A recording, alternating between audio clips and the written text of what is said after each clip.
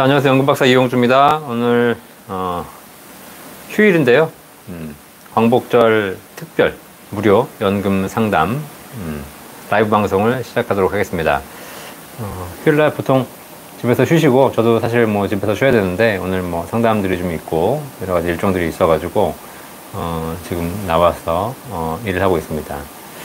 그래서 뭐 좀 비도 오늘 뭐 전국적으로 비가 많이 오고 있는 것 같고, 서울도 지금 또 비가 오기 시작해서 여러 가지가 뭐 날씨도 안 좋고 그러신데, 또 지금 아마 휴가도 가시려고 했던 분들이 다 못 가시거나 또 갔다가 빨리 돌아오시거나 뭐 이런 일들이 있는 것 같습니다. 어쨌든 뭐 날씨가 좀 안 좋으니까 오가는데 좀 조심하시고, 그래도 또 라이브 방송은 휴일이라고 또 진행 안 하면 안 되잖아요. 그래서 또 휴일이어도 최대한 여러분들 궁금하신 점도 해결해 드리도록 하려고 라이브 방송 켰습니다. 오늘 뭐 딱히 휴일이니까 또 뭔가 무거운 주제로 하기도 그렇고, 그래서 여러분들 궁금하신 거 있으시면 언제든지 그 답변 드릴 수 있도록 오늘 좀 편하게 그냥 진행하도록 하겠습니다. 그래서 질문 없으시면 뭐 그냥 방송 접고요. 질문 있으시면 제가 꾸준하게 여러분께 궁금하신 내용 답변 드리도록 하겠습니다. 오늘 언제든지 궁금하신 내용들이 있으면 질문해 주시면 오늘 연금에 대한 모든 궁금증을 해결해 드리도록 하겠습니다. 우리 남나라님 오셨네요. 반갑습니다. 배수차님 오늘 출근하셨네요. 반갑습니다. 네. 오늘 휴일인데도 출근하셔서 일하시네요. 그죠? 네. 김다희님 반갑습니다. 네. 또 들어오신 분들 다 인사해 주시면 감사하겠고요. 또 많은 분들이 들어오셨는데 꼭 구독과 좋아요도 꼭 눌러주시고 시작하도록 하겠습니다. 오늘 방송은 별다른 거 없고, 여러분들이 궁금하신 내용 질문해 주시면 연금에 대한 모든 궁금증 답변해 드리도록 하겠습니다. 최근에 좀 이슈가 되고 있는 게, 지금 그 연금저축 IRP 사적 연금에 대해서 건강보험료를 부과하겠다라고 지금 정부에서 감사원에서 지적을 받았죠. 자, 그래서 그런 관련해 가지고도 질문이 많으십니다. 지금 내가 지금 가입한 연금은 도대체 나중에 건강보험료를 다시 내야 되는 것이냐, 질문하신 분들 많이 계시고, 또 그 다음에 뭐 국민연금 요즘 이제 받으신 분들이 많이 있으시면서 국민연금 좀 일찍 받는 게 좋으냐 늦게 받는 게 좋으냐, 그 다음에 내 소득이 있는데 이거 받으면 얼마나 감액되느냐, 또 기초연금 받으신 분들 내가 과연 기초연금 대상이 되느냐, 그리고 기초연금 받으려면 이 국민연금 내야 되느냐 말아야 되느냐, 이런 거, 내가 국민연금 지금 배우자가 이미 가입하고 있는데 해야 되냐 말아야 되냐, 뭐 여러 가지 질문들이 많이 계시고요. 또 그 다음에 요즘 이제 최저보증 비과세 연금에 대한 문의도 많으시죠. 이거 하면 얼마 나오느냐, 이런 것도 여러분들 다 물어보시면 제가 금액도 다 알려드리도록 하겠습니다. 원조 슈퍼맨님도 오셨네요. 반갑습니다. 테임스박님 반갑습니다. 김현숙님 친정맘 찾아뵙고 버스 타고 가는 중에 이렇게 버스 안에서 방송 들으셔서 감사합니다. 네, 이렇게 또 이동 중에 멀미하시면 안 되는데 또 방송 들어주셔서 감사합니다. HS님 반갑습니다. 그렉 오켈리님, 프리랜서는 4대 보험 가입이 어려운데 연금 준비하는 방법이 있을까요? 라고 하셨죠. 네, 프리랜서도 4대 보험 가입 가능합니다. 국민연금은 이미 가입이 의무 가입이기 때문에 프리랜서라고 해서 국민연금 가입 안 하시는 건 아니니까, 단지 회사가 반을 안 내주고 본인이 다 9%를 내셔야 되는 거기 때문에 좀 부담이 있겠지만, 그래도 기본적인 금액은 본인이 좀 하시는 게 좋습니다. 예, 노명호님 출근하셨네요. 아이고, 네. 힘들게 일하시는 것 같습니다. 와이세라 하트스톤님 반갑습니다. 네, 영어로 되어 있으신 분들, 뭐 해외에서도 접속하시는 것 같습니다. 원조 슈퍼맨님, 그러면 국민연금, 연금저축 많이 받는 것보다는 비과세 연금보험에 집중하는 게 답일까요? 지금 만약에 연금저축 가입자에 대해서 건강보험료를 부과하겠다라고 이게 지금 안이 나왔는데, 이게 확정이 된다면 비과세 연금보험이 절대적으로 유리해지는 상황이 발생하죠. 사실. 네. 연금저축이야 납입할 때 세금 환급 받겠다고 가입을 했고, 나중에 연금 탈 때 저율과세 혜택을 받기 때문에 연금저축 IRP 가입하신 분들은 좀 유리해지는 부분이 있는데, 건강보험료를 만약에 부과한다 그러면 사실상 세제 혜택 받은 거 다 건강보험료로 다시 다 뺏기는 거거든요. 그래서 그런 경우에는 비과세 연금보험이 오히려 더 혜택이 더 커지는 그런 상황이 발생합니다. 근데 그거는 이제 아직 뭐 안이 나온 게 아니기 때문에, 제가 지금 오늘 방송에 KBS 방송 아침부터 나갔다 왔고 지금 유튜브에도 올려드렸지만 실제로 연금저축에 대한 건강보험료 부과안을 정부가 만드는 과정에서 좀 현실적으로 이중부담이 안 되도록 만드는 것이 좋을 것 같습니다. 뿅뿅님 반갑습니다. 안티용님 반갑고요. 공휴일에도 이렇게 일하고 있습니다. 공휴일이 아니죠, 지금. 공휴일은, 예, 셀러리맨들에게는 공휴일이지만, 저처럼 사업하는 사람들에게는 공휴일이 아니라, 항상 일해야죠. 상담이 너무 많아가지고요. 예, 공주의 남자님, 감사합니다. 네. 심택님, 최저금리 보증 변액보험 질문입니다. 지금 49세인데, 일시금 1억 목돈 마련하는 데만 몇 년 걸릴 것 같습니다. 거기에 20년 거치하려면 너무 늦어질 것 같습니다. 차라리 욕심버리고 월납입으로 몇십만 원이라도 지금부터 진행하는 게 나을지요. 최저보증연금 이 상품을 가입하는 방법은 두 가지 방법이 있습니다. 첫 번째가 일시불 목돈으로 내는 방법과 두 번째 매월 적립식으로 내는 방법 두 가지가 있고요. 비과세 한도가 일시불은 1억까지, 월 적립식은 월 150만 원까지 납입하시는 거 다 비과세 됩니다. 이 두 가지가 각각 가능합니다. 각각. 그러니까 개인이 1억도 가능하고 월 150만 원도 가능하다는 거죠. 자, 그런데 지금 1억 목돈 마련하는데 시간이 많이 걸리시고 목돈 들어가는 건 한 번에 큰 금액이 들어가는 거잖아요. 그러시다면 차라리 한 달에 몇십만 원씩 꾸준하게 모으시는 것이 나중에 연금 수령에게 더 유리할 것 같고요. 사실 목돈 일시불로 하시는 분들은 대부분 다 이제 연금 개시 연령이 얼마 안 남아서 50대 중후반, 60대 되신 분들 매월 뭐 10년씩 내는 것이 너무 부담스럽고, 그 다음에 오래 걸리신 분들에게는 일시불로 하시지만 젊으신 분들은 월 납입을 하시는 게 좋고요. 상품 구조를 봤더니 실제로 연금을 받을 때 조건을 봐도 일시불로 하시는 것보다 월 납입으로 하시는 것이 연금 지급률에 있어서 조금 더 유리하더라고요. 그래서 오히려 월 납입으로 하시는 것도 나쁘지 않다라고 보여집니다. 원주슈퍼맨님, 저도 연금저축보험 옮겨진 거 있네요. 그렇죠? 네, 그래서 참고해 보시기 바라겠습니다. 떡국님, 일시불로 넣고 월 500을 받으려면 보장 연금으로 총액 얼마 정도가 필요할까요? 네, 몇 살에 가입을 해서 몇 년간 거치하시냐에 따라 다르겠지만 일반적으로 한 40, 50대에 1억을 넣고 일시불로 1억을 넣고 나중에 65세부터 연금 받으신다면 월 연금 수령액 기준으로 보통 한 50에서 60만 원 정도가 나오거든요. 그러니까 오늘 월 500 받으시려면 넉넉하게 잡고 거의 8억에서 한 10억 정도를 내서 한 10년 이상 거치한 후에 연금 받으신다면 월 500만 원을 평생 받으실 수 있는 구조가 나오겠죠. 자, 뭐 10억 넣고 월 500만 원 받는 게 뭐가 얼마나 도움되겠냐라고 하시겠지만 이 금액을 평생 지급 보증해 드리는 거기 때문에 그런 면에서 연금은 몇 분들 많이 얘기하시는데 이게 연금이 뭐 너무 받는 금액이 적어요. 뭐 그렇게 얘기하시는데 실제로 연금은 금액만 보고 하시는 것이 아니라 평생 지급된다라는 보증, 그걸 보고 하는 거거든요. 그래서 많은 분들이 그렇게 얘기하시더라고요. 종신보험 아시죠? 종신보험, 사망보장. 사망보장을 가입하실 때는 뭐라고 하냐. 나는 오래 살 것 같은데 내가 무슨 뭐 사망보장이 필요하냐. 이렇게 얘기하십니다. 근데 반대로 연금을 준비하실 때는 뭐라고 하냐면, 나 얼마 오래 살 것 같지 않은데 무슨 또 연금을 준비하냐. 이렇게 얘기하시는 분들이 계세요, 사실. 사람이 오래 살지 일찍 돌아가실지는 알 수 없죠. 자, 그러면 연금도 그렇고 뭐 사망보험도 그렇고 적정한 금액만큼은 우리가 가지고 있어야 되는 게 맞는 거죠. 너무 무리해서 갖고 있는 게 문제죠.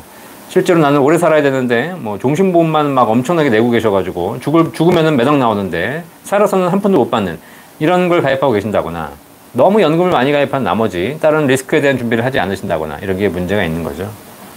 뿌용뿌용님, 딸이 19세 고3인데 국민연금 이미 가입해서 한 번 연금을 납부했어요. 계속 납부해야 할까요? 아니면 중지해야 할까요? 네, 국민연금 이미 가입하셔가지고 지금 한 달치 내주신 것 같습니다. 9만 원. 잘하셨고요. 나중에 연금 이제 본인이 취직해서 그때 가셔가지고 국민연금 가입자가 되면 지난 과거의 안년 기간을 추후 납부할 수 있습니다. 그러니까는 여러분들 뭐 지금 사실 계속 납부해야 할 이유는 사실 크게 없죠. 그러니까는 뭐 계속 납부하지 마시고 중지해도 됩니다. 어차피 19세 고3은 국민연금 납입 의무는 없기 때문에 내지 않으셔도 될 것 같습니다. 남나라님, 공무원이시네요. 저는 개인적으로 집이 필요 없다고 생각하고 있습니다. 그래서 월 연금 700만 원 목표로 준비하고 있는데 굳이 집을 사야 할까요? 현재 45세인데 700만 원 받으면 월세 200을 내면 될 거라는 생각이 돼서요. 후배들에게도 유럽 선진국 예를 들면서 소개해서 주는데 이게 맞는지 한번 검증받고 있어서요. 네. 집. 뭐 사람 인생은 살아봐야 되겠지만 그런 생각을 제가 한 적이 있어요. 제가 결혼 전에는 저는 애들을 별로 안 좋아해요. 그래가지고 뭐 애들을 좀 귀찮고 그랬는데 결혼해서 내 애를 낳아놓고 보니까 애가 그렇게 좋더라고요. 네, 그래서 남의 애는 안 좋아도 내 애는 좋구나. 이게 무슨 얘기냐면 사람이 살아보면 생각이 어떻게 바뀔지 모른다는 거거든요. 그런데 뭐 한 달에 연금 700만 원 받는 것도 중요하지만 사실상 내 집이 없는 상태에서 연금을 700만 원 받는 거, 그게 지금은 사실상 뭐 괜찮다, 젊을 때는 괜찮다고 생각할지 모르겠지만 나이 드시고 나면 아마 주거의 안정성이 굉장히 중요할 거라고 생각해 합니다. 이 방송 보시는 분들 중에서도 뭐 그런 거 있으시면 여러분 같이 조언해 주셔도 좋아요.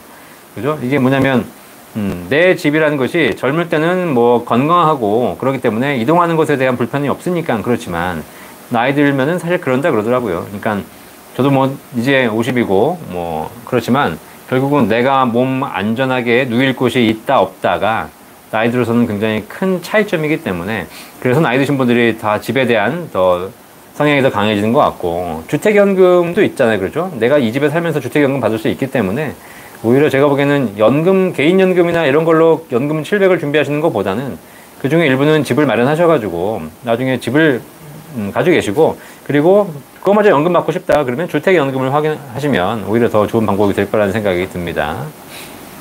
류현우님, 군인연금은 공적연금으로 5.5% 세금 떼고 받는 게 맞나요? 자, 군인연금, 사학연금, 공무원연금, 국민연금 같은 공적연금은 5.5% 세금 떼고 받는 게 아니고요. 공적연금은 연금 소득세를 종합소득과세합니다.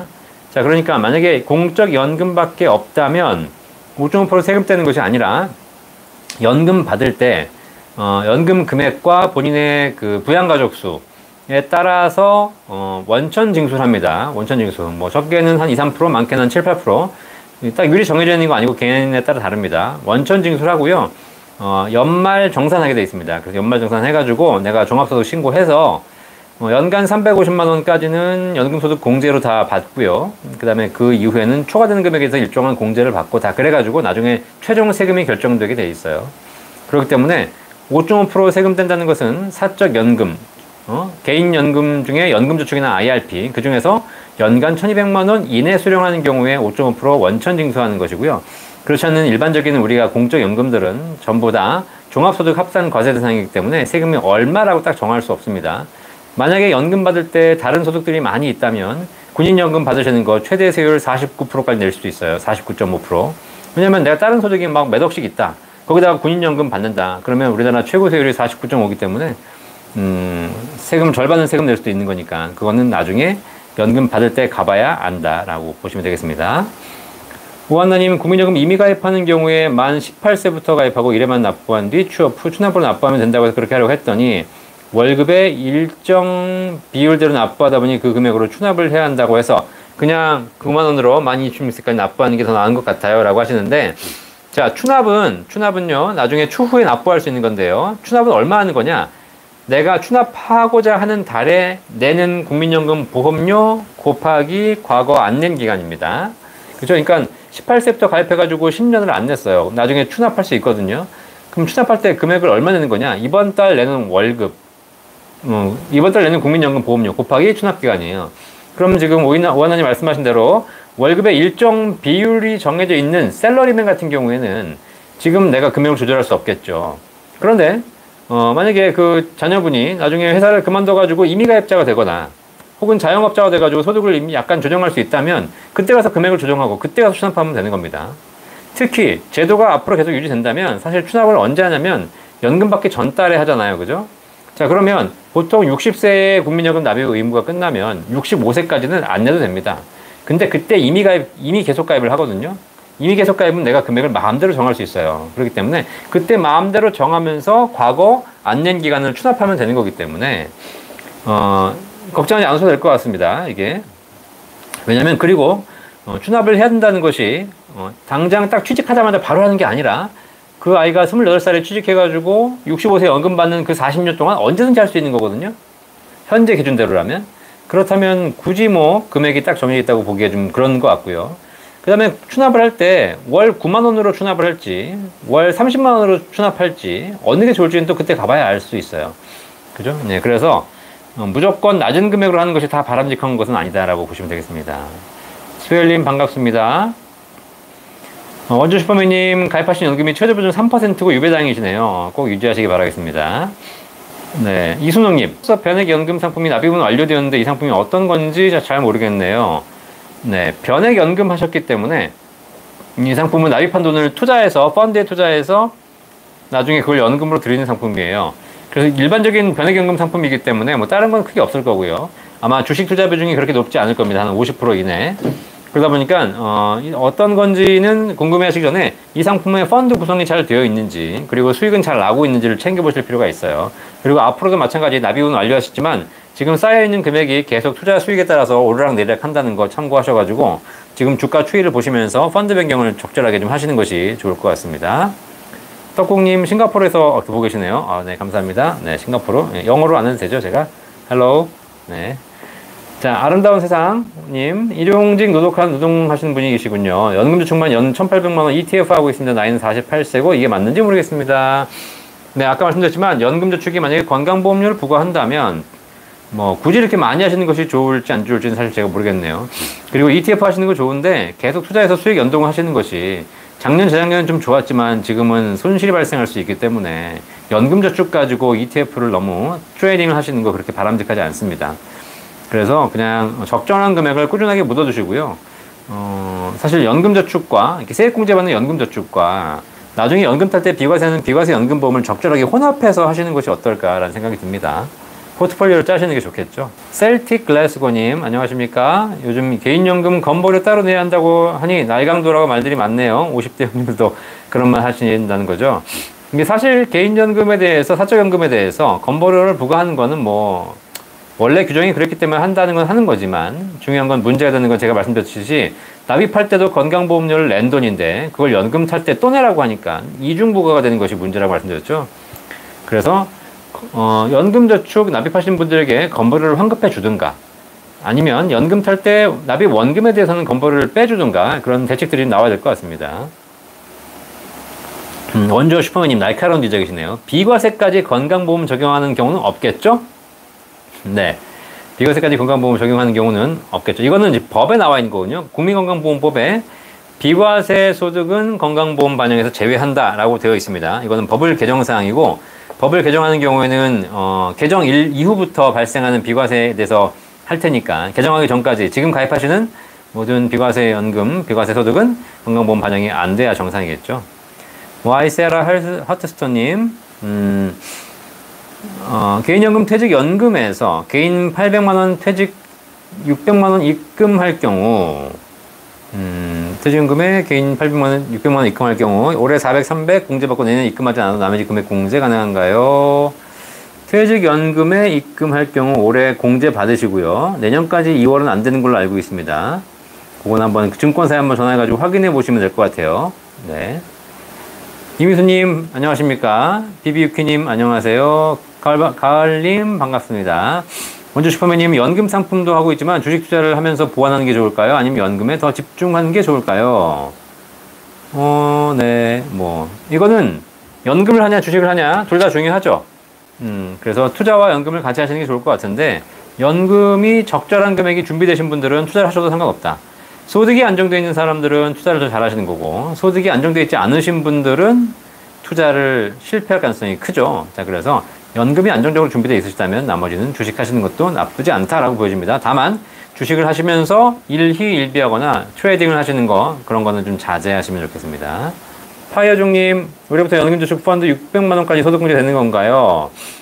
지금 세제 개정안에서 연금저축 펀드 가입하신 분들, IRP 가입하신 분들 추가로 200만원 더 해드리겠다고 나이에 관계없이 600만원까지 세액공제 해드리겠다고 지금 안이 나와 있는데요. 아직 확정은 안 됐습니다. 된다고 했을 때 올해부터 적용될지 내년부터 적용될지는 또 그것도 개정안이 나와봐야 알겠죠.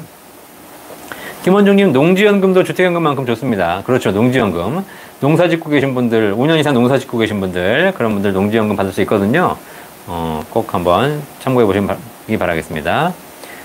부신삼촌 경우나 나다님 부부 합산 소득이 세후 월 2,300만원입니다. 월 2,300만원. 40대 후반이시고요. 은퇴 후 부부 합산 월 700만 원 정도 연금 받고 싶은데 어떻게 준비해야 연금 수령 때 세금을 절세하며 연금을 받을 수 있을까요?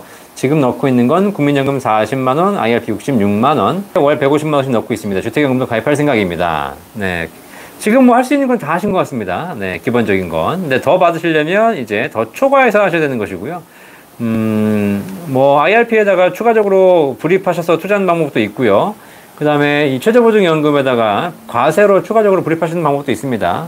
최저보증연금에 과세로 하신다 하더라도 나중에 연금 탈 때 바로 과세하는 것이 아니라 연금 수령액이 내가 낸 원금을 초과하는 시점부터 과세하는 것이기 때문에 실제로 뭐 과세 상품도 그렇게 무리한 건 아니라고 보여지고요.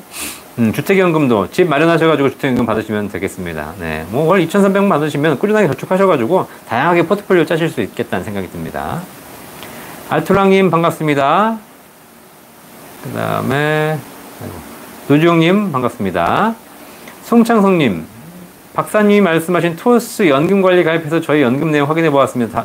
다행히 와이프도 국민연금 가입자로서 둘이 합쳐서 개인연금, 퇴직연금 포함해서 500 정도 나오는 걸로 나오더군요. 좋은 정보 감사드리고 앞으로 퇴직 10년 정도 남았는데 조금 더 연금을 추가 불입하도록 노력하겠습니다. 자, 홍철우님, 최저보증연금 추가 납입이 좋을까요? 아니면 새로 가입하는 게 좋을까요? 기존의 연금이 뭐 에다가 추가 가능하시면 추가 납입하시면 될 것 같은데요.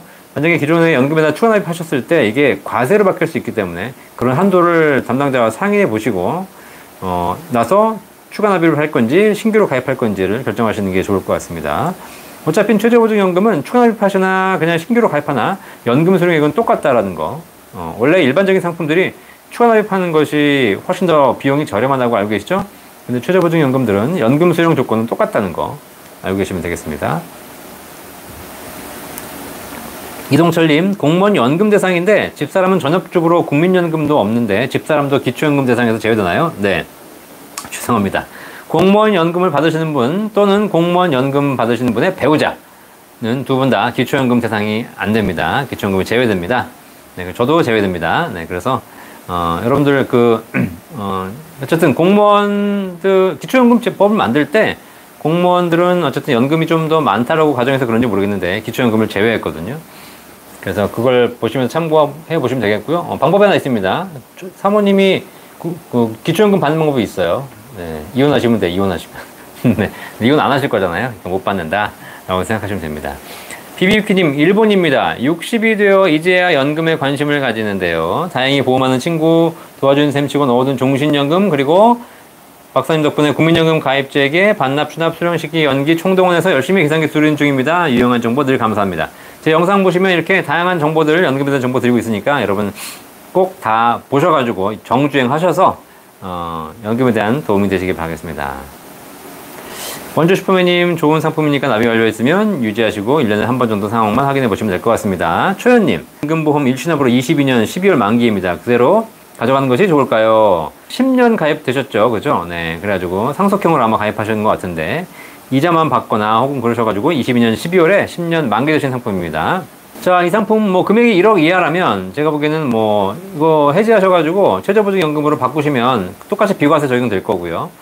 그리고 오히려 연금액은 더 올라갈 겁니다. 근데 지금 연금 타셔야 되는 거라면 그냥 타시면 될 거고 계속 이게 만기라는 것이 상품이 만기라는 것이지 연금으로 이제 바꿔 탈 수 있는 거니까 당장 연금이 필요하지 않으시다면 이거를 최저보증 일시납 연금으로 바꿔 타시는 것도 연금 수령액면에서는 더 좋아질 수 있다는 게 제 판단입니다. 후주 W님, 박사님 37세 11년차 직장인입니다. 아파트 대출이 1억 정도 남아있고 여윳돈이 1억 있는데 대출을 갚고 개인연금 상품을 가입하는 게 좋을지 개인연금 상품 중 일시납을 가입하는 게 좋을지 궁금합니다. 네. 네. 뭐 젊으신 분이니까 목돈으로 하시는 것보다는 꾸준하게 매월 적립식으로 하시는 게 더 좋을 것 같아요. 네. 그리고 대출 있으시면 대출 요즘 금리도 올라가고 있으니까 미리미리 상환하시는 게 더 좋을 것 같습니다. 그리고 개인적인 상황을 좀 다 전반적으로 봐야지 답을 드리기 좀 더 쉬울 것 같네요. 떡보이님 반갑습니다. 좀 늦게 오셨습니다. 염성미님 30세부터 7년간 연금펀드 IRP 펀드 가입 중입니다. 잘하고 계시네요. 5% 수익률 달성 시 리밸런싱 하면 복리 효과로 더 좋지 않을까 생각되는데요. 좋은 방법일까요? 네, 5% 수익률 달성 시 리밸런싱 해가지고 계속 유지하시면 복리 효과는 발생합니다. 그런데 중요한 건 올해 5%가 안 나잖아요. 올해 마이너스 20%니까 어떻게 하실래요, 그러면? 네, 5% 달성될 때까지 또 기다려야 되잖아요. 네, 그래서 결국은 이게 연 5%를 계속 달성한다는 것이 쉽지 않다는 사실. 그죠? 그리고 한 번 주가가 떨어져가지고 다시 회복되기가 쉽지 않고, 주가가 막 올라가고 있는데 내가 5% 달성했다고 해가지고 리밸런싱 하는 것도 또, 그것도 인간으로서 쉬운 결정이 아니에요. 그죠? 작년에 2020년에 주가가 코스피가 2,000에서 3,000까지 무려 50%가 올랐는데, 여기서 리밸런싱 한다고 5% 수익률 났다고 내가 이제 종료하고 채권으로 리밸런싱 했을 경우에 45% 수익을 못 먹는 게 되는 거거든요. 그럼 아마 배가 아플 겁니다. 이게 쉽지 않아요. 그래서 생각은 가능한데, 이론적으로는 가능한데 실질적으로는 거의 쉽지 않다라는 거죠. 본 광고는 생명보험 광고 심의 기준을 준수하였으며 유효기간은 심의일로부터 1년입니다. 네, 신영희님 안녕하십니까? 원주 슈퍼맨님, 만기 되었으면 없는 걸 생각하시고 거치하시다가 나중에 필요할 때 연금을 타시는 것도 방법이죠. 네. IRP 45 국민연금 9만원 하고 있는데 어떻게 추가할 게 있나요? 네, 국민연금 조금 늘리셔도 될 것 같긴 하고요. 그 다음에 연금저축 IRP 하셨으면 그 다음에 이제 비과세 연금보험 하시면 순서가 되겠습니다. 덩보이님, 제가 매년 연말정산을 100만원 정도 환급을 받고 있는데 연금저축 가입하면 세액공제를 더 받을 수 있나요? 아니면 연금보험을 가입해서 보충을 해야 할까요? 연말정산 100만원 환급 받으신 것도 중요하지만 실제 세금이 얼마인지를 봐야 되거든요. 내가 총 세금이 얼마 나왔는데 그 중에서 얼마를 환급 받았다라고 보시면 되겠거든요. 그래서 만약에 세금이 아직도 계속 나오고 있다면 연금저축을 가입을 해서 세액공제를 받으시는 게 좋습니다. 연금저축도 급여에 따라 다르겠지만 최대 연간은 100만원 넘게 세금 환급 받을 수 있거든요. 그러면 지금 100만원 환급 받는 거에 더 환급을 받으시겠죠. 자, 그런데 이렇게 환급 받아가지고 실제 결정세액이 거의 없으신 분들은 연금저축을 가입한다고 해서 추가적으로 더 돌려받는 건 아닙니다. 세액공제라는 것이 내가 낸 세금을 돌려받는 것이지, 낸 세금이 없고 환급을 이미 다 받았다면 나는 추가적으로 가입한다고 해서 돌려받을 수 있는 건 아니거든요. 이거는 실제 여러분의 그 종합소득 신고 서류를 한번 봐야 될 것 같습니다. 감사합니다. 그 다음에 웅옹님, 네, 어려운데, 회사 10년 차입니다. 국민연금 10만원밖에 안 떼던데 더 내고 싶으면 더 내야 되나요? 네. 근로자는 국민연금을 월급의 9% 내시고 계시기 때문에 더 내고 싶어도 낼 수 없습니다. 기차님 반갑습니다. 아이보리님, 국민연금은 월 50만원 2003년도에 가입하셨고 7년 납입하고 2023년에 계시되는데 상품이 주식 40, 인덱스 30, 채권 30으로 운용되는데 최근 수익률이 마이너스입니다. 내년에 받는 것이 나을까요? 연기하는 게 나을까요? 그렇죠. 주가가 낮은 상태에서 연금을 개시하게 되면 그 금액을 픽스해서 연금을 평생 드리기 때문에 아무래도 이 변액연금은 주가가 좋을 때, 적립금이 많이 올라갔을 때 연금을 개시하는 것이 좋겠죠. 그러니까 연장할 수 있으면 충분히 연장하셔가지고 받는 게, 물론 내년에 주가가 좋다라는 보장은 없죠. 하지만 주가가 더 좋은 시점에 연금으로 개시하시는 것이 좋을 거라는 생각이 듭니다. 기차님, ISA, IRP 중 어느 것이 더 나을까요? 둘 다 과세, 세제 혜택을 주는 상품이기 때문에 일단 연금 목적이면 IRP고요. ISA는 연금 목적이 아니죠. ISA는 일정한 세제 혜택을 받으면서 투자를 하는 목적이기 때문에 목적이 다르다라고 보시면 되겠습니다. 기차님, 현재 52세로 개인연금 작년 만기인데 직장인이고요. 네. 김동호님, 연금의 경우에 불입액 및 불입기간을 늘릴 수가 있나요? 네. 늘릴 수는 있는데, 늘리는 것은 신규 가입이라고 보시면 돼요. 아니면 추가 납입을 하시거나 가능하고요. 불입 기간을 늘릴 수는 없습니다. 처음 가입하실 때 내가 10년 납하기로 했다. 그러면 10년 납만 하셔야 된다는 거죠. 그런데 연금 중에서 어떤 회사 상품의 경우에는 12년 납으로 하셨을 경우에 나중에 12년 납 이상으로 불입 기간을 늘릴 수 있는 그런 옵션이 있으니까 그건 상품마다 좀 다르다라고 보시면 되겠습니다. 기억 여행 채널님, 기초연금이 제외되는 연금 수령의 금액 기준은 얼마 정도가 기준인가요? 기초연금 제외되는 연금 수령의 금액 기준은 얼마 정도가 기준인가요? 네, 기초연금은 단독 가구는 현재 180만 원 소득, 그 다음에 부부 가구는 월 288만 원 이하의 소득 인정액이 있어야지 기초연금 받을 수 있거든요.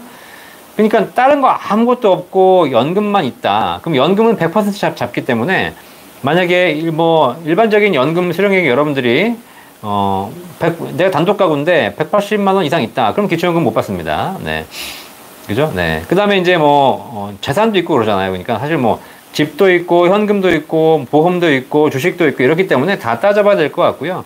일단 기준은 그 소득 인정의 기준으로 단독가구 180만 원, 부부가구 288만 원 이하이셔야 기초연금 받을 수 있다라고 보시면 되겠습니다. 월. 송창성님, 박사님, 제가 개인연금 중 하나가 내후년에 만기인데요. 그러면 제 60세부터 받기 전까지 추가 올리면 안 되나요? 자, 개인연금 어떤 상품인지에 따라서 납입기간 중에 추가 납입되는 상품이 있고, 납입기간 이후에도 추가 납입되는 상품이 있습니다. 그거는 그 보험회사 전화해 보셔가지고 내가 가입한 연금이 추가 납입 조건이 어떻게 되는지 확인해 보시면 될 것 같습니다. 자, 그런데 추가 납입 하시는 건 좋은데 추가 납입해서 뭔가 수익이 있어야 되잖아요. 그러니까 그 상품이 어떤 상품인지 알고 추가 납입하셔야 돼요.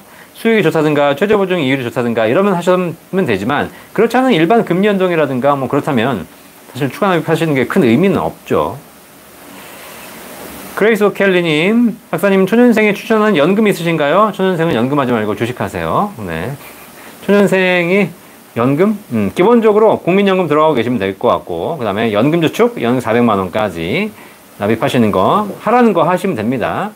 그 다음에 뭐, 아직 젊은 사람이니까 제가 보기에는 집도 사야 되고, 여러 가지 있으니까, 만약에 주택이 해결된다면, 그다음부터는 비과세연금을 충분히 하시는 분들도 많이 봤어요. 그런데 일단 기본적으로 초년생은 목적자금, 목돈 마련하는 것이 가장 핵심이기 때문에 그런 부분 더 중심으로 돈을 모으는 게 오히려 좋지 않을까 생각됩니다. 조시형님, 68세로 국민연금 140, 기초연금 10만원 받고 있는데 연금을 추가로 가입하는 게 좋을지요? 네, 뭐 일시납연금 돈이 있으시다면 옥대연금을 가입하시면 좋겠습니다. 근데 일시납도 있으시기 때문에 그거 포함해서 기초연금 받고 계신 거죠. 어떻게 누가 준다 그러면 이제 돈이 생기는 거기 때문에 기초연금에 영향받을 수 있기 때문에 그런 걸 좀 판단해 보시면서 가입하시는 게 좋을 것 같습니다.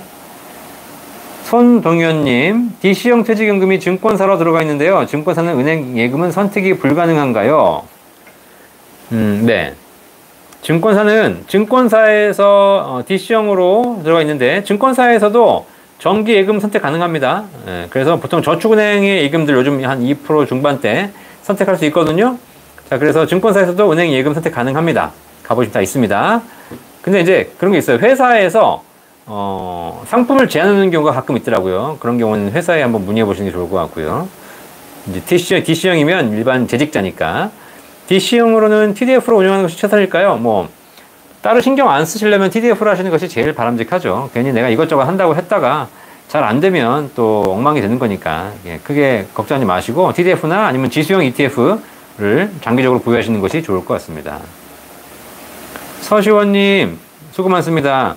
1962년 60세 직장인입니다. 기초연금 생각하면 국민연금 추납 안 하는 게 좋죠? 라고 하셨는데 기초연금 생각 관계없이 국민연금 추납하셔야죠. 62년생이시면 국민연금의 수혜자시잖아요. 국민연금 재테크에 몰빵하시는 게 더 좋아요.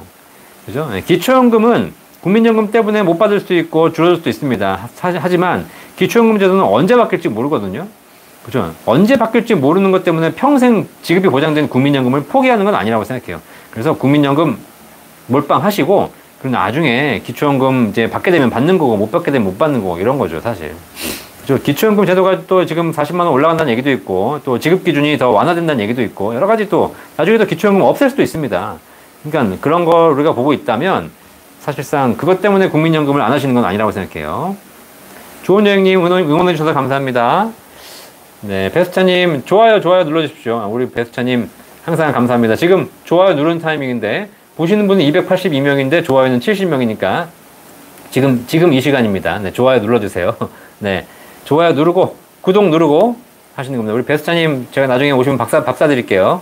네, 항상 이렇게 좋아요 타이밍을 저도 방송하다 보면 좋아요 타이밍이 있거든요. 그런데 이렇게 또 알려주니까 감사합니다.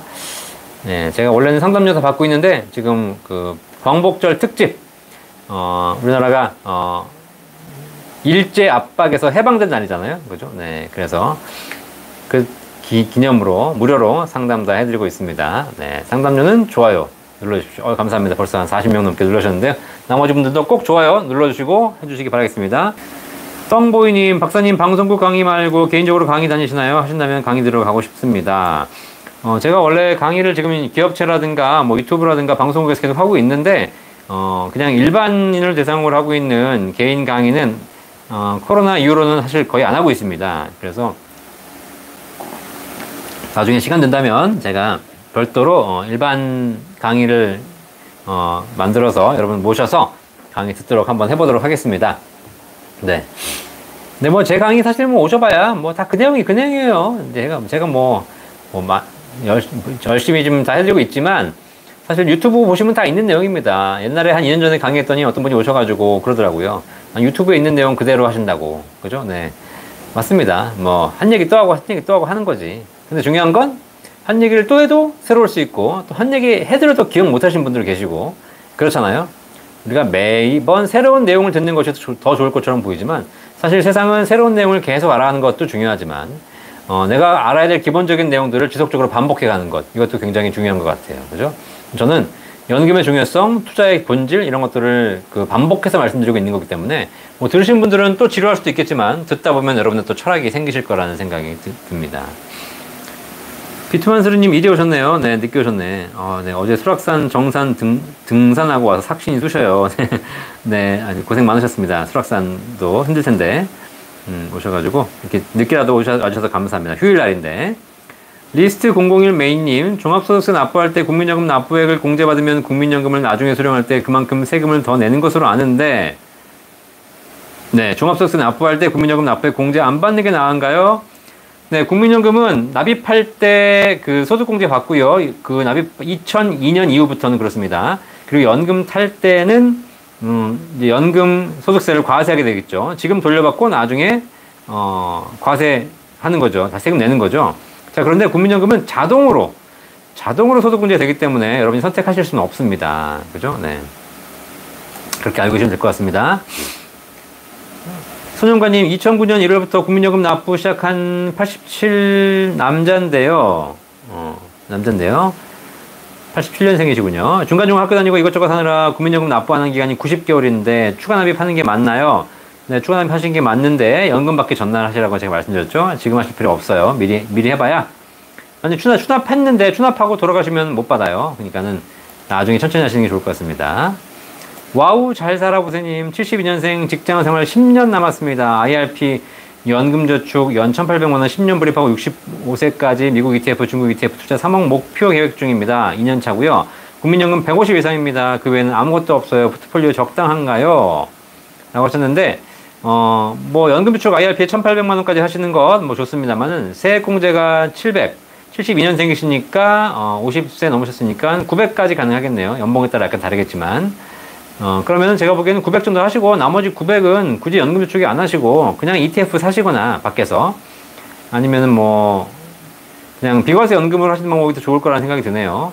물론 이제 IRP 통해서 하시게 되면 과세 이연 효과가 있고 900만원까지는 세액공제 효과가 있고 추가로 900만원까지는 과세 이연 효과가 있고 또 해외 투자하시는 것에 비해서는 좀 저율과세 효과가 있긴 합니다. 근데 너무 좀 먼 미래인 것 같고 그 다음에 투자하시다가 또 수익이 나야 되는데 수익 안 나면 사실 의미가 없잖아요. 그런 차원에서 여러 가지 포트폴리오를 연금 저축과 비과세 연금 보험, 전문용어로는 세제 적격 상품과 세제 비적격 상품을 적절하게 포트폴리오를 짜는 것이 좋을 거라는 생각이 듭니다. 네, 비트만수르님, 광복절 기념 무료 상담 애국활동 하고 계시는데요. 네, 우리나라가 더 좋은 나라가 되기를 바라는 마음으로 연금에 대한 강의 침 튀기게 드리고 있습니다. 침 튀기게. 왜냐면 우리나라 연금 좀 많이 가입해야 돼요. 그래야지 연금이 많아져야 노후가 행복해지고요. 연금 없이 만약에 지금처럼 부동산 중심으로 쭉 간다 만약에 그러면 대한민국 큰일 나요. 나중에 이게 얼마나 불행한 나라가 되겠어요. 노후에 제가 얼마 전에 방송에 말씀드렸잖아요. 부동산은 쥐고 있는 자산이고 연금은 쓰는 자산이에요. 근데 국가는 자금이 순환해야 되거든요. 자금이 순환하려면 사람들이 돈을 쥐고 있으면 국가는 순환하지 않아요. 경제가 순환하지 않아. 그러면 경제가 잘 순환하려면 돈을 잘 써야 된다는 거예요. 잘 쓰려면 연금을 갖고 있어야 평생 마음껏 잘 쓸 수 있다는 겁니다. 우리가 몸도 마찬가지잖아. 몸도 피가 잘 돌아야 건강하잖아요. 근데 피가 안 돌고 어디서 막혀가지고 경화 현상이 일어났어요. 동맥경화. 그럼 어떻게 돼요? 죽잖아요. 뇌졸중, 뇌출혈 죽잖아, 사실. 이게 뭐냐면 결국은 잘 순환할 수 있도록 도와주는 것이 필요한데 경제도 잘 돌아가려면 결국은 우리가 주식, 부동산 이런 어떻든 재물 형태의 자산, 내가 쥐고 불리고 이런 자산을 갖고 있고 이런 걸 많이 갖고 있을수록 경제는 안 돌아간다는 사실이에요. 경제가 잘 돌아가려면 결국은 잘 쓸 수 있는 자산에 대한 포트폴리오가 필요하다. 그죠? 사실 그래서 저는 연금을 이야기해드리고 연금을 많이 가입시켜 드리는 것이 사실상 제가 일제로부터 대한민국을 독립시킨 독립투사는 아니고 독립운동을 하지 못했지만 지금 우리 사회를 그나마 안정적이고 건강하게 만드는 방법이라고 생각해요. 그래서 저는 나름대로 애국활동 한다고 생각하고 있습니다. 네, 감사합니다. 네, 양진규님, 집이 두 채에 9억 정도인데 9억에 대한 주택연금 받나요? 네, 집이 두 채에 세 채 상관없습니다. 살고 있는 집의 공시가격 합계액이 9억 원 이하이시면 살고 있는 집으로 연금 받을 수 있습니다. 옹님, 네, 이상하네요. 월급이 320인데 국민연금 99,000원 정도 빠지던데, 회사에서 반을 부담해서 그렇죠? 맞습니다. 월급의 9% 내시고 계신 것이고요. 9% 중에 절반 4.5%를 회사에서 부담하고, 본인 월급에서는 4.5%만 빠져갑니다. 네. 남나라님, 국민연금 지역가입자 최저 납부 금액이 9만원입니다. 네, 아닙니다. 최저 가입 금액은, 지금 얼마지? 최저 가입 금액 3만원인가? 3만원 얼마 돼요? 그래서 네, 30만원 곱하기 9%인가? 그렇습니다. 자, 그래서 임의 가입자 최저 가입 금액은 9만원이고요. 지역 가입자는 소득에 따라 결정되기 때문에 최저 가입 금액은 3만원 정도 된다라고 보시면 되겠습니다. 최명진님, 82년생 직장인입니다. ROTC 장교로 복무해서 그 기간 군인연금 낸 것을 연결해서 국민연금 기간을 연장하고 싶었는데 2007년 전역하면서 퇴직금 받아서 연결이 어렵다고 하네요. 아쉽습니다. 그렇죠. 퇴직금을 받으시지 마셨어야 되는 건데, 그러면, 이제, 국민연금, 공적연금과 서로 연계해서 각각 연금 받을 수 있도록 해드리거든요. 이신호님, 퇴직연금 DB형, DC형 자세히 설명해 줄 수 있을까요? 유리한 게 뭔지 모르겠습니다. 자, DB형은, 회사에서 불려가지고 나중에 퇴직할 때 직전 3개월 평균 월급 곱하기 근속기간으로 드리는 게 DB형입니다. DB형은 만약에 여러분들이 계속 승진하시고 월급이 올라간다면 DB형은 그 퇴직 직전 3개월 월급만 올려놓으면 그 곱하기 과거의 근속이었으니까 굉장히 유리해지죠. 그러니까는 급여가 계속 올라가는 한은 DB형이 제일 유리합니다. 그리고 DB형 수익률은 사장님이 고민하시는 것이지 종업원이 고민하는 게 아니에요. 종업원이 받을 연금액은 딱 정해져 있고 사장님은 그걸 맞춰주기 위해서 열심히 수익을 내셔야 되는 거죠. 자, 그래서 사장님은 DB형 싫어하고 종업원은 DB형이 별로 안 좋죠. DB형이 좋죠, 종업원은. 자, 그래서 그런 거고요. DB형은 회사가 불렸다가 나중에 퇴직한 날 드리는 거고, DC형은 매달 월급 받을 때 그냥 주는 겁니다. 그래서 월급에, 1년에 한 달치 월급의 8.25%인가? 받아가지고 한 달치 그냥 주는 겁니다. 그러면 내가 100만원 월급 주면서 8만원 DC형에다 퇴직연금을 주고 끝나는 겁니다. 그러면 그거를 종업원이 받아서 굴리셔야 되죠. 그러니까 내가 잘못 굴렸다가는 더 큰 문제가 생길 수 있겠죠. 자, 그래서 DC형은 종업원이 직접 굴리셔야 되는 것이니까 잘 굴리면 더 수익이 나겠지만 사실 잘 굴릴 가능성 별로 없어요. 그냥 DB형 하신다면 DB형 하세요. 그냥 DB형이 나요. 다만 회사가 망할 것 같다. 우리 회사가 좀 오락가락한다. 그러면 빨리빨리 받는 DC형이 좋겠죠. 네, 그죠? 왜냐면 회사가 갖고 있다가 사장님이 퇴직금을 들고 있는 게 아니거든요. 망하면 다 날아가는 거니까. 동현님, 공무원연금 받는 사람 입장에서는 연금이 어느 정도 해결되었으니 연금저축 400만원 한도를 모두 채우는 게 의미가 없을까요? 세액공제 받는다는 의미에서는 굳이 제가 보기에는 다 채우시는 것도 하나의 방법인 것 같아요. 공무원연금 받는다고 해가지고 어느 정도 해결되었지만 공무원연금 요즘 점점 줄어들고 있거든요. 자, 그래서 국가에서 하라는 연금저축은 계속 하시는 게 어떨까 생각이 듭니다. 최명진님, 저는 작년에 연금저축 33만원 10년 납입을 완료하였습니다. 아이가 태어나고 돈 들어가는 곳이 많아서 다른 상품 가입 안 했는데요. 내년부터는 다시 연금저축이나 IRP 시작하려고 합니다. 회사는 DB형이라서 조금 수익성이 높은 상품을 하고 싶은데요. 요새 말씀하신 퍼센트 같은 상품 가입하면 될까요? 일단 소득이 있으시면 연금저축 먼저 가시는 거예요. 근데 지금 납입을 완료했기 때문에 다시 소득이 있으신 분들은 연말에 세액공제 받아야 되잖아요. 그래서 33만원 연금저축 상품 먼저 하시고 그리고 나서 돈이 여유가 생기면 그때 이제 최저보증연금도 한번 생각해 보시면 좋을 것 같습니다. 자, 좋아요 계속 눌러주십시오. 좋아요. 네, 감사합니다. 좋아요 계속 눌러주십시오. 광복절 특집 무료 연금 상담 진행하고 있는데 시간이 벌써 50분까지 해서 뭐야 왜 이렇게 많이 질문하셔. 이제 그만해야 되는데 질문 그만. 집에 가야 돼요. 집에 가야 돼 이제. 그래서 여기까지만 질문하고 제가 질문하신 거 답변 계속 해드리도록 하겠습니다. 원래 오늘 그냥 쉬면서 천천히 하려고 들어왔는데 계속 질문이 많으셔가지고 제가 지금 땀 흘리고 있습니다. 이 날씨 더운데. 자, 김현숙님, 50대 후반이에요. 올해 초 세금 공제받는다고 해가지고 IRP 35만원 넣고 있다가 건보료 포함된다 하니 연금저축으로 갈아타는 게 좋을까요? 몇 년 더 근무 가능해요? 자, IRP 연금저축 똑같이 사적연금입니다. 자, 그렇기 때문에 건보료 포함된다고 연금저축으로 갈아타신다고 해봐야 똑같이 결국은 다 건보료 포함된다는 사실입니다. 건보료의 혜택을 만약에 건보료 포함이 안 되시려면 비과세 연금보험으로 갈아타셔야 되죠. 그죠? 근데 아직 그건 확정된 게 아니기 때문에 뭐 당장 결정하실 건 아닌 것 같습니다. 리스트 001 메인님, 종합소득세 국민연금 납부액 공제 질문의 연장선인데요. 자영업자는 국민연금 선납부액 공제할지 말지 선택할 수 있지 않나요? 자영업자는. 저 자영업자고요. 국민연금 납부액 자동으로 공제되던데요. 네, 그래가지고 연말정산 하게 될 때 바로 그냥 그 연금 납입한 거 바로 공제 되더라고요. 네, 이거는 제가 국민연금 공단 한번 물어보도록 하겠습니다. 과연 진짜 내가 선택할 수 있는지는. 기본적으로 저는 다 이제 소득공제 되는 걸로 알고 있습니다. 안병희님, 증권사의 연금저축과 IRP를 나눠들고 있는데 한쪽으로 몰빵하는 게 좋을까요? 한다면 어느 쪽이 좋을까요? 근데 뭐 한다면 당연히 IRP로 몰빵하셔야죠. 연금저축과 IRP 사실 큰 차이가 없습니다. 연금저축은 투자 비중이 100% 내가 선택할 수 있고 IRP는 안전자산 비중이 30%가 의무라는 것이 차이가 있고, 연금저축은 중간에 언제든지 세금을 토해내더라도 부분 인출할 수 있지만 IRP는 55세 이전에 해지 말고는 답이 없다라는 거, 이런 차이가 있으나 지금 현재 IRP를 하시는 분들도 TDF로 하시는 분들은 거의 TDF 100%가 가능하기 때문에 뭐 굳이 차이가 없다고 보여져요. 그래서 어차피 IRP 한 계좌로 하시는 것이 더 좋다라는 생각이 듭니다. 떵보이님, 부의 진리 책 완독하시고 이제 연금부자들 책을 구매해서 읽으려고 합니다. 여기 보이시죠? 부의 진리 연금부자들. 자, 이 책이 다 있어요. 제가 쓴 책이에요. 이제 책을 한 장 넘기며 졸려서 잠을 자는데 박사님 책은 너무 재밌어서 순식간에 한 권 다 읽게 되면 책 써주셔서 감사합니다. 그렇죠?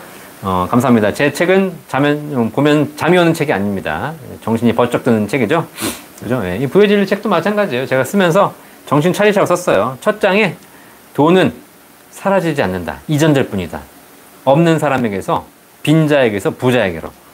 그렇죠? 네, 썼습니다. 꼭 보셔가지고, 아직도 부의 진리 책 안 보신 분 계시면 반드시 꼭 보시기 바라겠습니다. 여러분들이 이 보신 분들은 부의 진리 책 보시고 나서 평생 가보로 가지고 계셔야 됩니다. 자식들 보여줘야 돼. 그렇죠? 왜냐면 투자 책이 아니고 이 시대, 자본주의 시대에 관련된 책이기 때문에요. 좋은여행님, 공적연금제도는 아직까지 수급자에 대한 제재는 따로 없었나요? 예, 공적연금제도는 건강보험료 당연히 부과하고 있습니다. 지금 제재가 없는 게 아니라 이미 제재받고 있다는 거죠. 제재.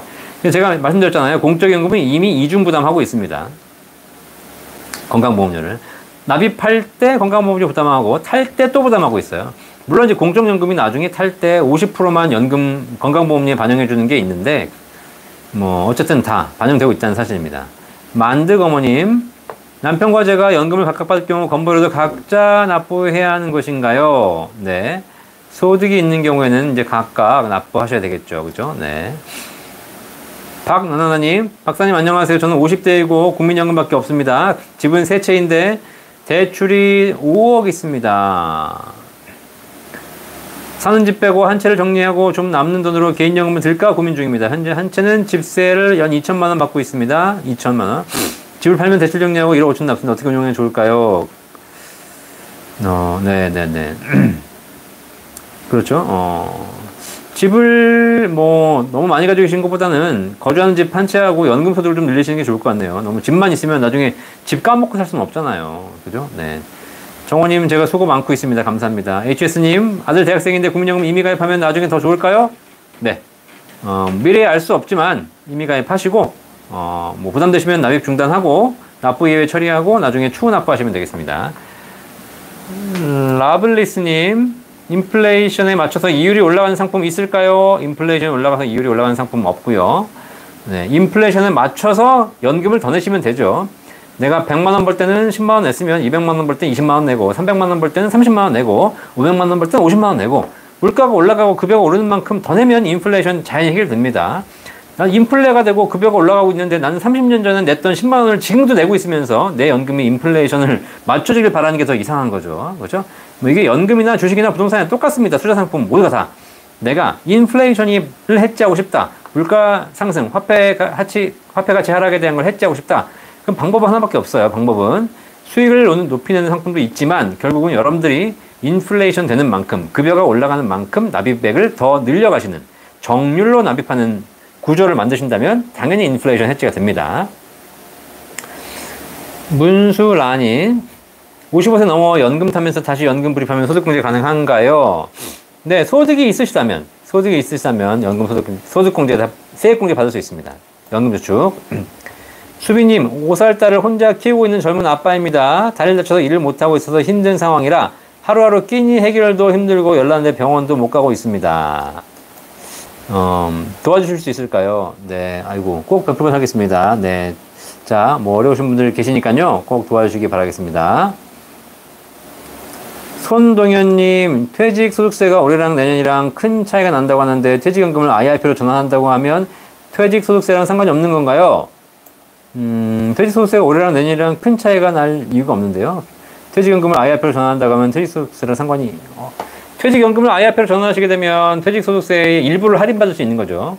근데 퇴직소득세가 올해랑 내년이랑 큰 차이가 날 리가 없습니다. 1년 더 있다고 해가지고 그렇게 근속기간이 길어질수록 퇴직소득세가 줄을 수 있고요. 그렇죠? 네. 근속기간에 따라서. 그리고 뭐 퇴직연금 받으실 때 10년 받냐 10년 이상 받냐에 따라 할인이 30%는 40%는 차이는 있는데 큰 차이 없습니다. 큰 차이 난다고 하는 사람이 이상한 사람인데.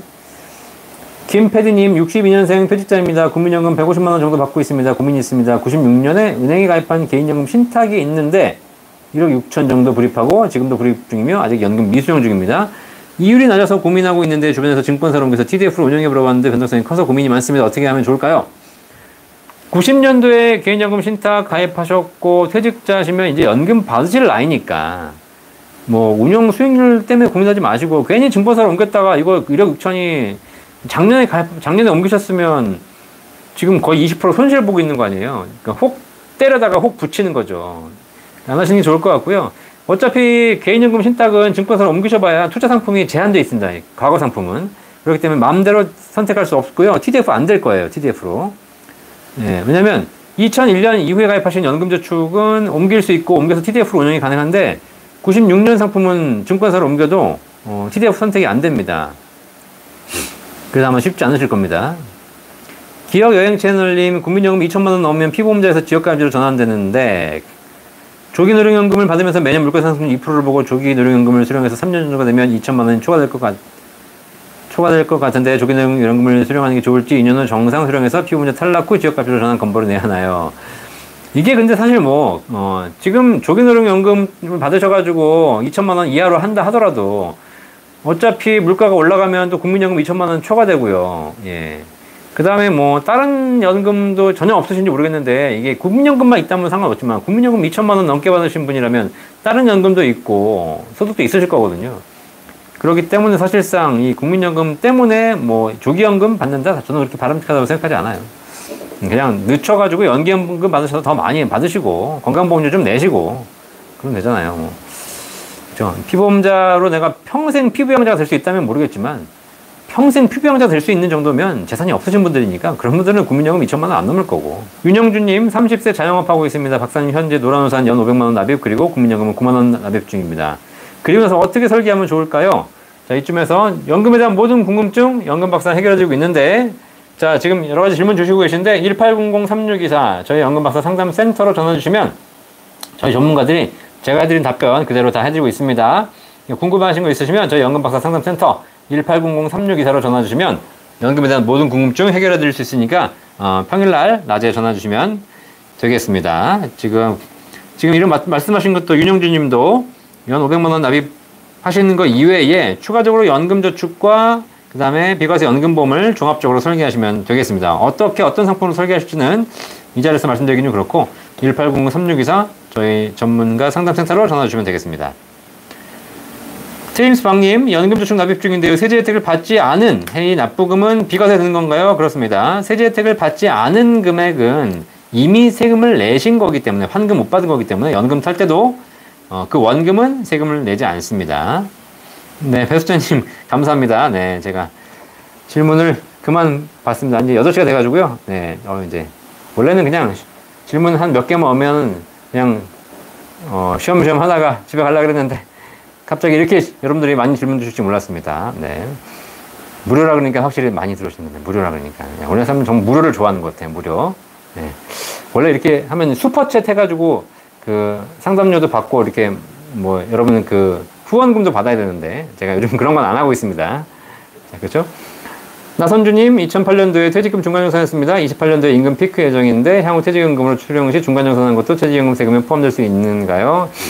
정부 중간정산할 때 세금 내셨을 거고 나중에 퇴직연금 수령할 때 중간정산한 거 합산해가지고 퇴직금 다시 계산할 수 있으니까 그거는 본사 인사팀에 물어보시면 될 것 같습니다. 자, 나선주님, 배수찬님 감사하고요. 제일리님 늦게 오셨는데 다시 동영상 보시면 되겠습니다. 웅옹님, 부해진리 재밌게 보셔서 감사합니다. 언제나 웃자님, 세액공제 받으시면 될 것 같고요. 예, 네, 그쵸. 요거는 제가 한번 확인해 보도록 하겠습니다. 손동현님, 퇴직소득세 큰 차이로 안 된다고 기사가 떴길래 질문해 보았습니다. 요거 내용 한번 제가 확인해 보겠습니다. 자, 여러분 여러 가지 궁금하실 점 말씀해 주셨는데, 예, 이거, 네, 여러분들이 증권사에 한번 확인해 보시면 될 것 같고요. 여러 가지 제가 뭐 여러분 답변 못 해드리는 내용도 있으신데 그런 거 제가 확인해 가지고 나중에 다 영상으로 올려드리도록 하겠습니다. 자, 1시간 동안 쉬지 않고 얘기했더니 목이 아파 죽겠네. 자, 우리 사회가 점점 연금에 대한 궁금증이 늘어나고 있는 사회로 가고 있는 것 같습니다. 맞으시죠? 네, 그런데 네, 결국은 이제 연금에 대한 관심이 높아진다는 거니까 우리나라에서 연금에 대한 궁금증을 해결해 드릴 수 있는 곳이 있어야 되는데 우리나라의 연금에 대한 종합적인 상담 궁금증을 해결해 줄 수 있는 곳이 없어요. 이게 가장 큰 문제야. 국민연금공단 가면 국민연금 물어보면 되고 주택연금은 주택금융공사에 물어보면 되고 연금 펀드는 증권사에 물어보면 되고 그다음에 연금보험 보험사에 물어보면 되고 근데 중요한 건 이 종합적인 걸 내가 어떻게 상담을 하지? 각각의 어느 걸 받냐에 따라서 어느 걸 못 받기도 하고 서로 연결이 되는 것도 많은데 이런 걸 종합적으로 상담할 수 있는 곳이 우리나라의 연금박사 상담센터 이거밖에 없다. 이게 사실 개인적으로 굉장히 자부심이 있으면서 개인적으로 사회적으로는 굉장히 불행한 일이죠. 예, 그만큼 우리 사회가 아직 연금에 대한 관심이 부족하다라는 거예요. 여러분들이 연금에 대한 관심을 많이 가지시고 방송을 많이 보고 또 여러 가지 댓글도 올려주시고 관심을 많이 가지시면 실수록 우리 사회가 연금에 대한 궁금증을 해결할 수 있는 루트는 더 많아질 것이다. 그래야 우리 사회가 연금을 많이 가입할 수 있게 되는 사회가 돼서 사회가 쥐고 있는, 묶여 있는 자산들이 아니라 순환하는 자산들로 가게 될수록 우리 사회가 더 건강하게 될 수 있다는 거 여러분 꼭 명심하셔서 여러분들이 연금에 대한 관심을 더 많이 가져주시기를 바라겠습니다. 자, 오늘 휴일날인데 이렇게 또 내일부터 출근하셔야 되는 분 많은데 빨리 이제 쉬시고요. 쉬시고 또 출근 준비하셔가지고 내일부터 또 건강하게 직장 생활 하시기 바라겠습니다. 휴일날 이렇게 많은 분들이 또 질문 주셔서 감사하고요. 네. 여러분들 궁금하신 거 제가 나중에 다 영상으로 답변해 드리도록 하겠습니다. 연금박사 상담센터 1800-3624 여러분 모든 궁금증을 해결해 드리고 있습니다. 다음 주 월요일날 7시에 라이브 방송에서 뵙도록 하겠습니다. 감사합니다. 본 광고는 생명보험 광고 심의 기준을 준수하였으며 유효기간은 심의일로부터 1년입니다.